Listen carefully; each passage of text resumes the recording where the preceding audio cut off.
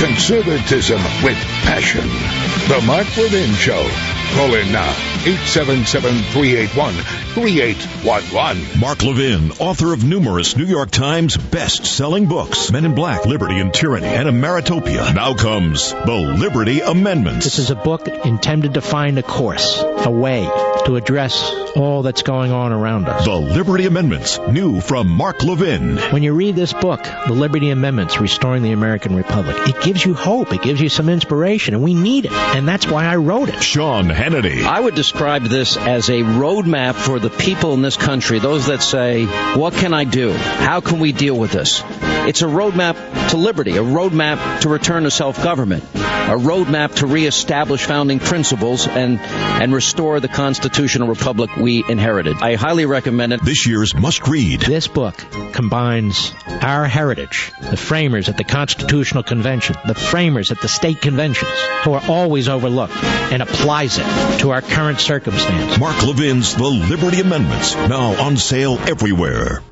All right, welcome back, folks. Dan Bongino filling in for Mark Levin. Be sure to pick up the Liberty Amendments, and while you're at it, pick up Ameritopia, too.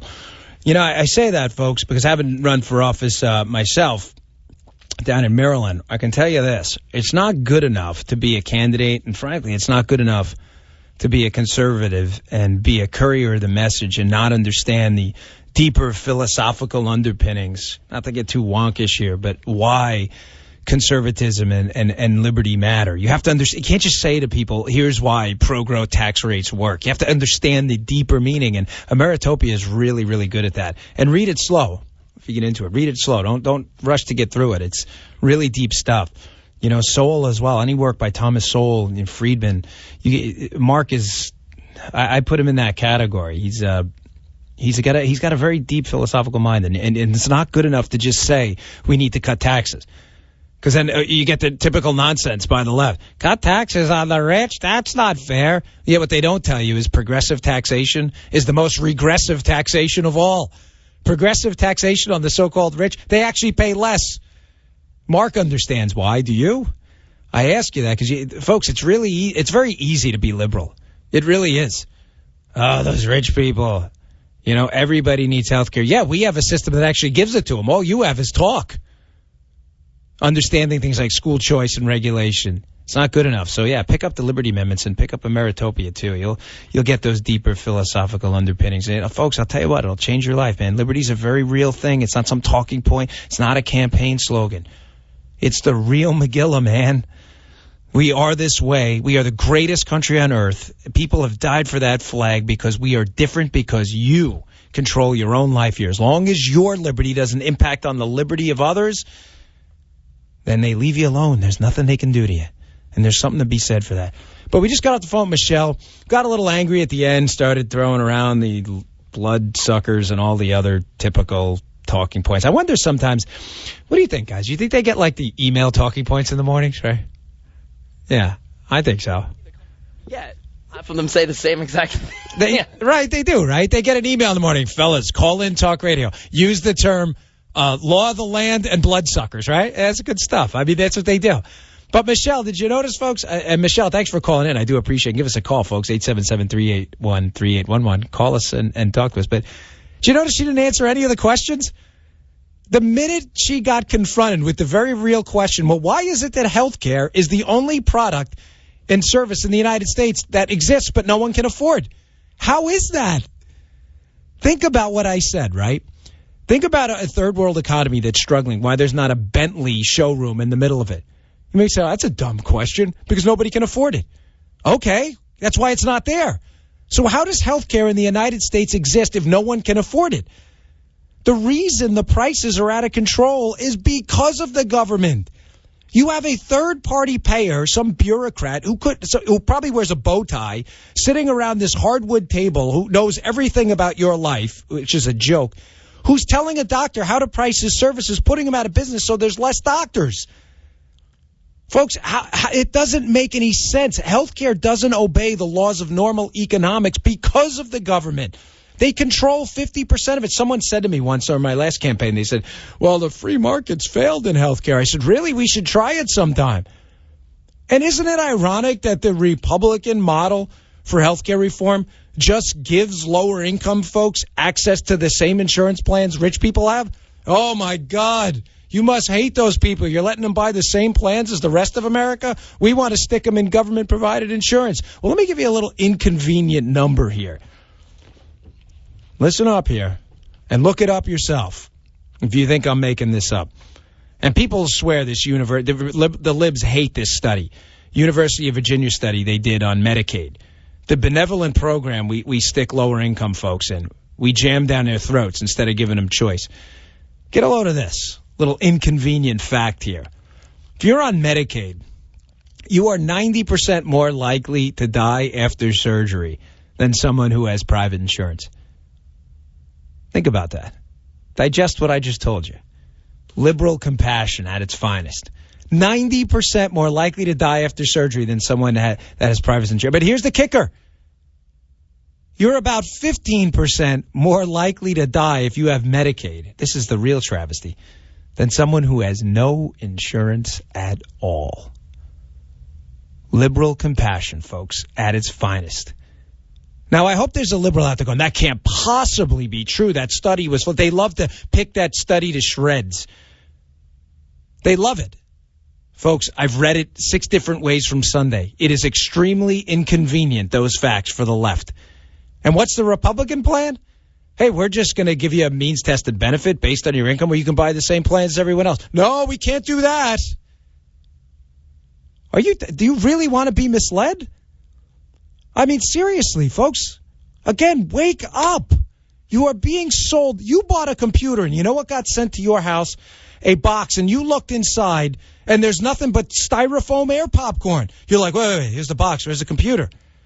Liberalism in the box. It's a liberal computer. There's no computer, man. It's just air popcorn. They're selling you a bunch of crap. I'm not making this up. I have no vested interest in telling you this, folks. I'm not financed by major insurance companies. There's not a bunch of doctors waiting outside Mr. Producer's door here, ready to cut checks here to me. Oh, thanks, Dan, for shilling our cause here. I'm just a guy. I actually walked away. I gave up my health insurance. I was a Secret Service agent, had the FEHB. It's one of the best government health care programs out there. You know why? The government doesn't run it. They give you a book of private insurance companies as part of your salary. It's a benefit, and you just pick one of the plans. I gave it up. Why would I be telling you this? Folks, Mark has millions of listeners. I don't get this opportunity often.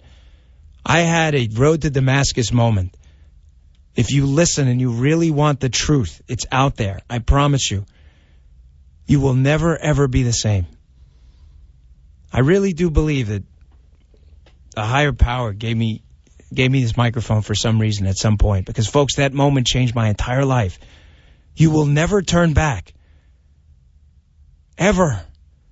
I promise you, the truth is out there. It is real. There are people who really care. Granted, not many. There aren't many left in that D.C. Capitol rotunda. There aren't. But there are some good guys out there. And Mike Lee being one of them. You know, left loves to demonize Mike Lee. Let me tell you something. He did more for me when he didn't have to. He did not. When my last run, he had there was no reason at all for him to help me other than he believed in me. Because he saw that I saw the light and I believed in what I was talking about.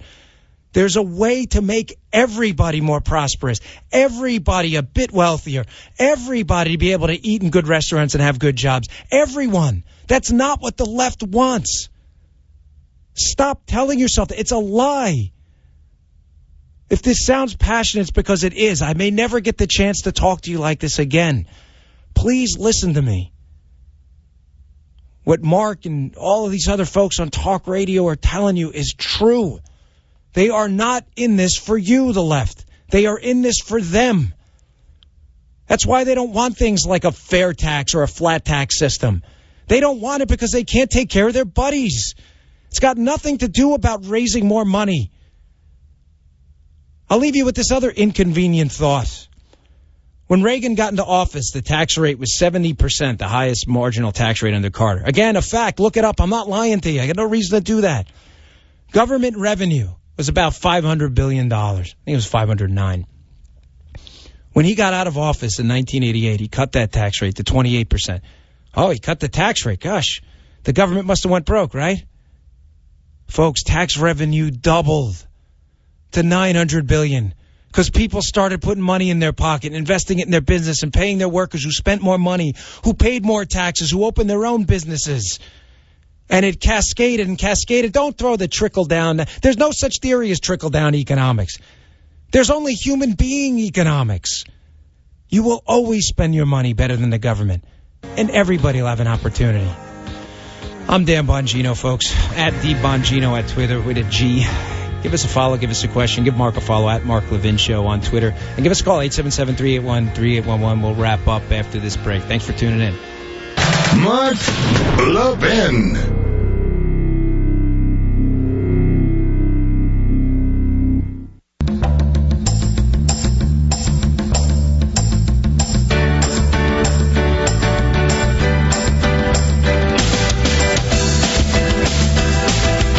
All right, welcome back, folks. Thanks for joining us for the past 2 hours and 50 minutes. Time flies. I'm Dan Bongino, filling in for Mark Levin. Be sure to go to marklevinshow.com, pick up Mark's book, The Liberty Amendments. Great book. Been talking about it a lot. Like it. Highly recommended. Fantastic book, folks. And thank you, Mark, sincerely for the opportunity to fill in today. It's been a great honor that defies words. I'm not eloquent enough to say how much this meant to me. So thank you so much. So before we wrap up the show, we have a lot of callers who've been waiting. So let's take a call. Let's go to Brian in Nashville. Hey, Brian, you're on the Mark Levin Show with Dan Bongino. What do you got for us? I've been paying attention a lot of the talk radio lately. I haven't really been into politics too much, but when I listen to all this talk radio, how Obama gets on the news and says this, that, and other thing, and it's just ridiculous. Boehner needs to be a lot more proactive and explain the facts to the people himself in one way, shape, or form, whether it's the media, however he can do it and get his word out there like Obama is doing. Yeah, listen, the president has the bully pulpit, Brian. I'm with you. And, I agree. I've been asking the question the whole time. The House Republicans that are getting, what did Margaret Thatcher say? Don't go wobbly now. They're getting wobbly. Well, what do you stand for, man? Yeah, right? Stick up for yourself. You aren't going to sit there and take it from somebody. Stand up for yourself. Explain it to the American people what you're doing, why you're doing it. It's such a misconception that Obama is Brian, I can hear the frustration in your voice, and I hear it every day when I'm out there listening to folks. Hey, Brian, thanks for the call. I appreciate it. So thank you very much. And, folks, Brian brings up a good point. And to those House Republicans listening right now, I'm not in there, right? I don't know what it's like to be you, but I do know one thing. I know why people voted you in. What do you believe in? Here's your opportunity. Don't believe the nonsense. Stop playing it. We didn't shut anything down. You're the ones that funded the government. Always remember that. People know, get through this fog. Get through it. The people will be with you. I promise. I'm out there every day. They voted you in for a reason. What do you stand for? Are you going to stick up for something? Or are you going to go wobbly right now? So you only like to fight the easy fights? There are a lot of good guys out there fighting really tough fights. Don't leave them out there. Don't leave them out there on their own. The American people deserve better, folks. You're called representatives for a reason. Fight for something. Obamacare is crushing us.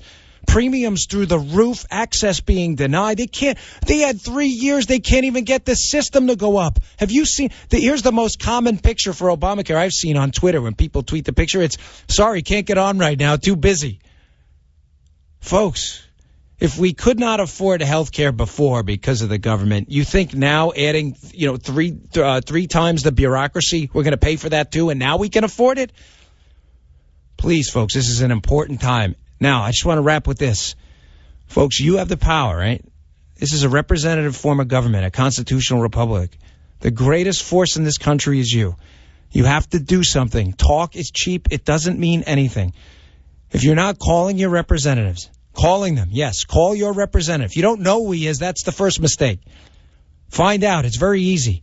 If you're not calling, if you're not emailing, if you're not going to town halls and respectfully having your views put out there, then, folks, you're not part of the problem. You're the problem.